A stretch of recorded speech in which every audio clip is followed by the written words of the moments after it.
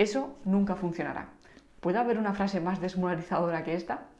Pues esa frase la escuchó el autor del libro del que vamos a hablar hoy muchas veces antes de tener un éxito abrumador con su empresa, tan abrumador como el éxito que ha tenido Netflix. Y es que el autor de Eso nunca funcionará es Marc Randolph, el fundador y primer presidente de Netflix. Así que en el vídeo de hoy te voy a hablar de 10 principios o 10 ítems que he destacado de este libro que me parece fundamental, ¿vale? Que es de un emprendedor de manual de Silicon Valley que nos cuenta su trayectoria desde antes de tener la idea hasta que salió a bolsa y que él también salió de la empresa. Y también te voy a explicar al final del vídeo, te voy a leer los 8 principios que le dio su padre y que él siempre ha mantenido enmarcados en un cuadro en su baño para leerlos todas las mañanas y que de alguna forma han marcado toda su trayectoria. Así que vamos allá con el primer punto que destaco del libro. Bueno, el primer punto que tenemos que tener en cuenta es que nos estamos situando en Silicon Valley, ¿vale? Ahí estaba el autor del libro, Marc, antes de lanzar Netflix, cuando estaba ya a punto de salir de una empresa anterior. ¿Y esto por qué es importante? Porque nos sitúa en un entorno, en un ecosistema donde el talento, donde la inversión, donde las ideas, donde la cultura te pedía esto de alguna manera. Y es cierto que uno puede emprender en cualquier lugar, pero también es verdad que según qué tipo de empresas y según qué tipo de éxito requiere de un lugar determinado en el que las condiciones lo apoyen, ¿vale? Por eso es muy importante que los países, las regiones, las ciudades apoyen este ecosistema emprendedor, porque si no, la cultura terminará siendo otra, por ejemplo, la de ser funcionarios. Así que bueno, de alguna manera este punto es importante. Aunque él, en un principio, cuando idea la empresa, se queda en Santa Cruz, porque a él como que le gustaba más ese ambiente no tan emprendedor, tiburón que había en Silicon Valley, sino que quería darle un poco otro aire, pero acaban trasladándose allí por eso mismo. Así que este punto es muy importante tenerlo en cuenta. El punto número 2 que quiero destacar del libro es que el autor es un emprendedor de manual, ¿vale? Hay como dos tipos de emprendedores. Uno es aquel que tiene una pasión, que tiene algo que quiere hacer y que quiere hacerlo a su manera, ¿vale? Y de esa manera emprende. Y el otro emprendedor es aquel que lo que quiere es emprender, que le gusta el simple hecho de emprender y hacer que ideas funcionen, sea lo que sea esa idea, sea vender tazas, vender bolígrafos, vender casas o vender lo que sea, ¿vale? Porque lo que le gusta es ese proceso de crear una empresa y de lanzar al mercado. Aquí nos encontramos con este segundo perfil, que muchas veces se dice que no es bueno, ¿no? Que lo importante es dedicarte a aquello que te gusta, pero ¿qué pasa cuando lo que te gusta es emprender y te da un poquito igual en qué? ¿Vale? Pues bueno, también es válido y también ocurre. De hecho, a este autor, y después veremos cómo esto tiene consecuencias, es este perfil de emprendedor, ¿vale? El de querer crear una empresa y hacer que funcione. Lo que sí que tenía claro el autor era que quería crear un e-commerce, ¿vale? Estamos en los años 90, estamos en el año 97 aproximadamente, no había e-commerce, o sea, solamente estaba Amazon vendiendo libros y poco más, y él tenía claro que quería vender algo a través de internet, pero no sabía el qué. Ligando con este punto llegamos al número 3, y es cuando da con esa idea que puede funcionar, ¿vale? No se sabe, o sea, de hecho la idea pivota, pero algo que eso suena bien y puede cuadrar, ¿no? Él siempre contrastaba sus ideas con Reel, que fue su socio, ¿vale? Fue el socio capitalista en un principio de Netflix y siempre le contaba todas sus ideas a él y a otras dos chicas, ¿vale? T y Cristina, que también tienen luego un papel muy importante en el desarrollo de Netflix, y siempre les contaba sus ideas, las machacaban, les daban vueltas, siempre habla de la pizarra, ¿no? Porque realmente es eso, ¿vale? Tú tienes una pequeña idea y a veces necesitas que también otras personas te nutran para ello. Entonces llega un momento en el que una idea no suena tan mal, no suena tan descabellada, ¿no? Él hablaba de champús por correo personalizados, tablas de surf, tal, y de repente habla de alquiler de DVDs a domicilio, ¿vale? De DVDs que en aquel momento ni siquiera estaban estandarizados, es decir, hoy en día ya casi no existen, pero es que en aquel entonces ni siquiera estaban estandarizados. Nadie tenía un DVD en casa, muy poquitas personas, porque todavía estaba el anterior modelo, el VHS, o sea, el vídeo. Así que en este punto es clave, ¿no? Cuando das con algo que puede funcionar, pero fíjate de qué manera, cuando todavía nadie tenía prácticamente un DVD en casa. A partir de aquí, cuando deciden lanzarse, tanto Marc como Reel, llegamos a este punto en el que necesitan financiación, es decir, necesitan tener recursos, ¿vale? Es cierto que se puede emprender desde cero, aquí hemos hablado muchas veces de ello, pero insisto, si necesitas un equipo, si necesitas, vas a crear una startup y realmente tienes idea de venderla en unos años, etcétera, etcétera, necesitas dinero. ¿Cuánto dinero? Pues Reel, ese socio capitalista con el que él contrastaba sus ideas y que eran muy buenos amigos, decide poner $2 millones de 1997 en la empresa, ¿vale? $2 millones, pero después se echa para atrás y dice que él va a poner 1,9 millones, pero que los otros 100.000 los tienen que buscar fuera, ¿vale? Es decir, él no le importaba arriesgarse, pero tenían que buscar fuera esos otros inversores que también apostasen por la idea, y etcétera, etcétera, ¿no? Entonces Mark pues llama a su madre, contactan con otras personas del entorno. Al final eran personas bastante conocidas en Silicon Valley, y sobre todo Reel tenía muy, muy buena reputación, algo que es clave a lo largo del desarrollo de la empresa, sobre todo para conseguir financiación. Reel era un tipo que realmente sabía cómo llevar adelante una empresa, cómo potenciarla, había trabajado en muchas, había hecho más de alguna venta y realmente eso les ha ayudado mucho, ¿vale? Pero esta idea es muy potente porque cuando quieres montar algo grande necesitas dinero, ¿vale? O sea, sí que es cierto que está esa forma de emprender desde cero con muy pocos recursos, pero según lo que quieras crear. O sea, si quieres fabricar algo, si quieres una logística, etcétera, necesitas pasta, y la pasta la tienes que sacar de algún lado. De hecho, a lo largo de los primeros años son muchas veces las que tienen que pedir financiación, porque la empresa tenía pérdidas, o sea, gastaba más de lo que vendía, aunque vendía muchísimo, ¿vale? Y esto puede ocurrir, pero aún así necesitas financiación hasta que la empresa madura y ya no es tan necesario. Y este punto es clave también tenerlo en cuenta. Si quieres construir algo grande, vas a necesitar dinero y además vas a necesitar adelantarlo. A partir de aquí, con esto llegamos al punto número 5, la odisea del emprendedor, el viaje del héroe, ¿vale? Con sus topicazos de cenar pizza, de estar con sillas de playa en la oficina porque no iban a invertir en muebles, etcétera, etcétera, etcétera. O sea, a partir de ahí te cuenta un montón de anécdotas de esa época que la verdad es que son apasionantes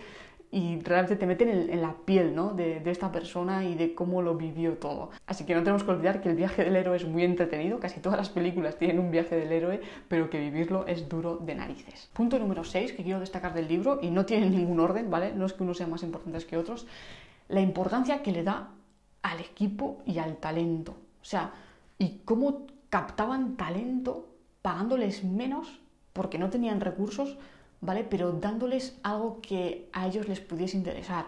Es decir, que realmente tuviesen un trabajo apasionante, y los 3 valores que ellos cultivaban en la empresa, que era sinceridad brutal, y luego vais a ver hasta qué punto, libertad y responsabilidad. O sea, la libertad y la responsabilidad siempre tienen que ir de la mano, ¿no?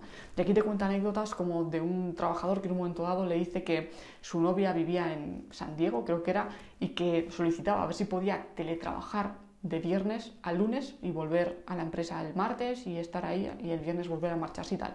Y entonces Mark le dice, si me estás diciendo si puedes trabajar desde donde quieras, mi respuesta es que sí, tú puedes trabajar desde donde quieras. Ahora, si lo que me estás preguntando es si voy a bajar las expectativas que tengo de ti para que tú te vayas a ver a tu novia la mitad de la semana, pues la respuesta es no. Yo tengo unas expectativas de ti, tienes un equipo a tu cargo, ¿vale? Era un encargado, un mando intermedio, no sé exactamente qué puesto tenía, entonces no voy a bajar mis expectativas sobre ti. Esto es lo que espero, cómo te organices me da un poco igual, ¿no?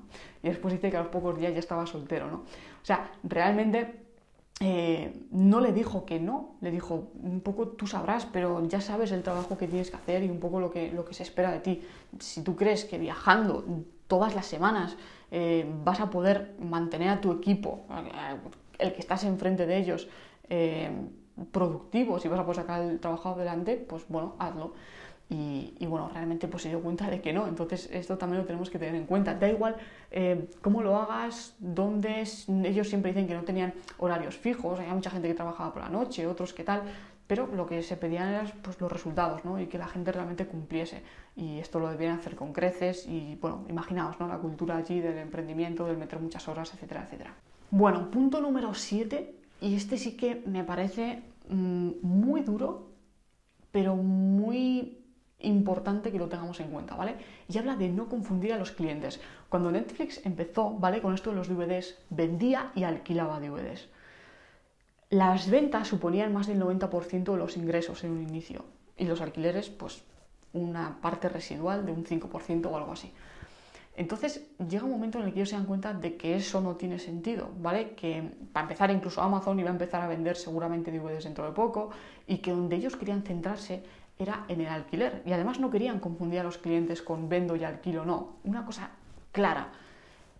Tomaron la decisión de dejar de vender y solamente alquilar, aunque alquilar les estaba reportando un 5% de los beneficios. O sea, fijaos en la decisión tan dura, pero lo veían claro que tenían que alquilar. O sea, era como muy claro en su mente que tenían que alquilar viendo a futuro, aunque en ese momento era el 5% de los ingresos.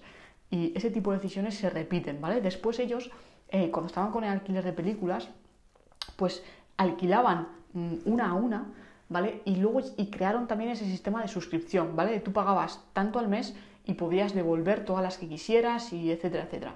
Entonces, también eso consideraron que confundía a los clientes. Así que se quitaron el alquiler de uno a uno y se quedaron solamente con la suscripción. O sea, fijaos, querían algo sencillo. O sea, decían, no confundía a los clientes. Y dices tú, joder, pero si es sencillo.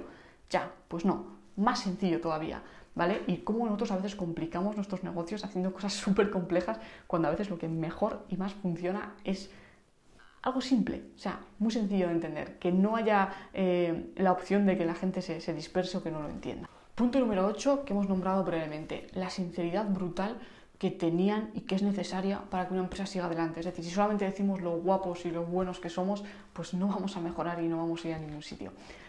Llega un momento en los primeros años de Netflix donde Mark, siendo el director general, pues bueno, las cosas parece que iban, ¿no? Parece que van, pero en realidad había muchas carencias.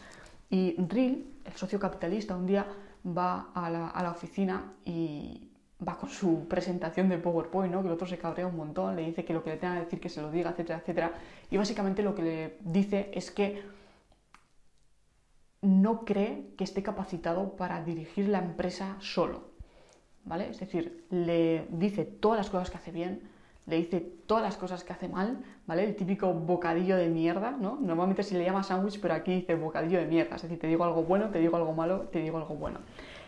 Y básicamente le dice que le propone que sea él, o sea, Reel, el nuevo director general, que él se quede como presidente y que entre los dos seguramente que sí que van a poder sacar adelante el proyecto, pero que si no, no lo veía absolutamente nada claro, que tenía muchas cosas buenas, pero que tenía carencias que no iban a poder hacer que la empresa sobreviviese. Que si estaba de acuerdo, genial, que si no estaba de acuerdo no pasaba nada, la empresa se vendía y ellos son amigos. O sea, esto que ahora a Mark le sienta peor que mal, pero desde el momento uno, cuando le dice sus carencias, él sabe que son ciertas. Es decir, él sabe que hay falla, que hay flaquea, que no son sus virtudes, que no es tal, y que Reel lo podría hacer mucho mejor. Al final accede, básicamente desde el momento uno sabía que lo que estaba diciendo era cierto, y Reel entra como director general y él se queda como presidente, ¿no?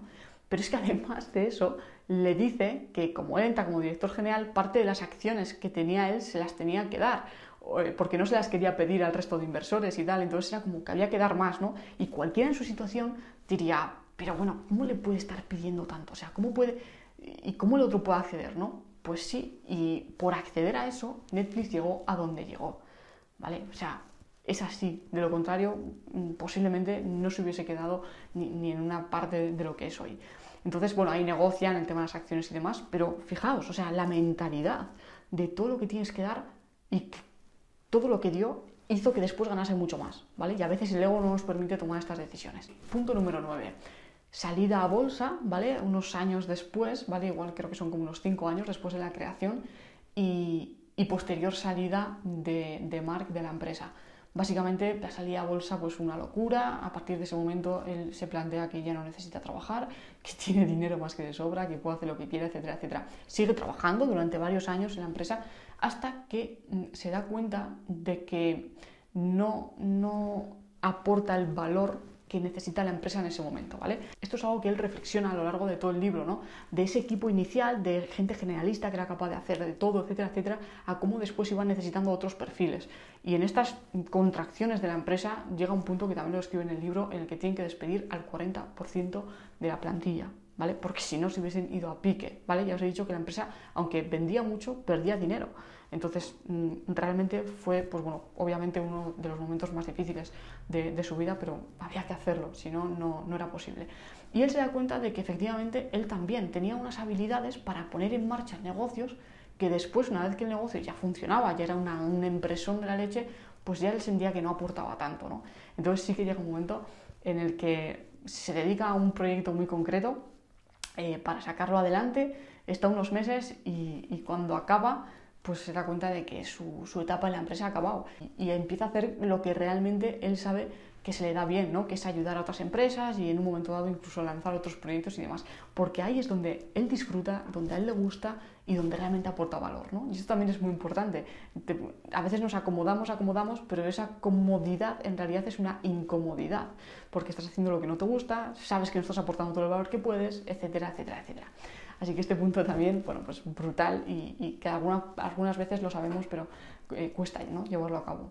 Y por último, antes de leeros esos 8 principios que le dejó su padre, vamos a acabar con el punto número 10, que es el título del libro, Eso nunca funcionará, que el autor dice que tiene que ir ligado a la frase de nadie sabe nada.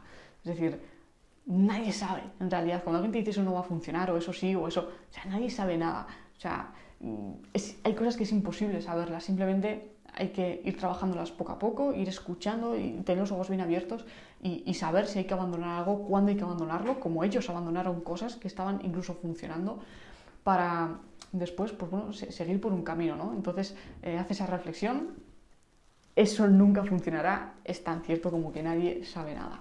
Y ahora sí, os voy a leer esos 8 principios que le dejó su padre y que él, pues bueno, dice que lee todas las mañanas, ¿no? Que los tiene ahí en su cuarto de baño y que es como un recordatorio.